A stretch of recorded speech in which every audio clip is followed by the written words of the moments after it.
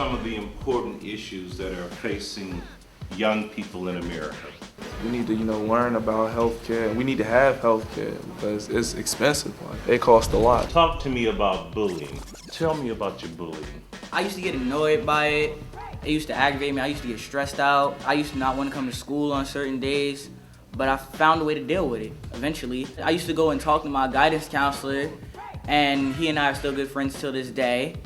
And he was telling me, just ignore it. How important is it to have good mentors around you who lead by example?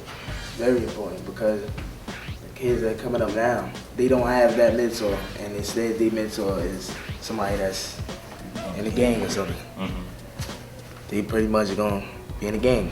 How do you guys view the whole issue of crime in your communities? Do you feel safe in your communities? A day like in my school, it's probably like a fight every day. In our own community, there's been a lot of turmoil between rival gangs in our city. There's a lot of crime right now. There's a lot of murders. Just yesterday, another youth was killed, not even too far from our own club. So it's constant. I'm pretty safe in my school. We don't have with metal detectors and all that kind of stuff. Is it important to vote? If you don't vote, do you have a voice? Most of my family in Texas, they don't vote, and they talk about how the country's bad, and they don't vote at all. If you don't vote, then you don't get a voice. If you were to ask one thing of the next president of the United States of America, what would you ask them as it relates to teens? The biggest thing is our education. What are you gonna do about the No Child Left Behind grant? As a whole, it needs to be fixed. How is the next president gonna find funds for education for the college level? I do actually have aspirations of becoming the first black president if Barack Obama don't beat me to it.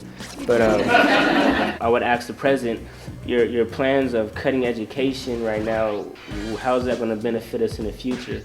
It doesn't seem that they're making our education their number one priority because they're cutting our money in half, making our schools very uncomfortable to be at. How do you rate the teachers in your school? A lot of them is there for just a paycheck. Like most of the time, they'll just sit there. We have teachers at our school just like this, but then again, we have a lot of teachers that put in the extra hours. For example, my math teacher had trouble in Algebra 2, and I wasn't gonna be able to play football.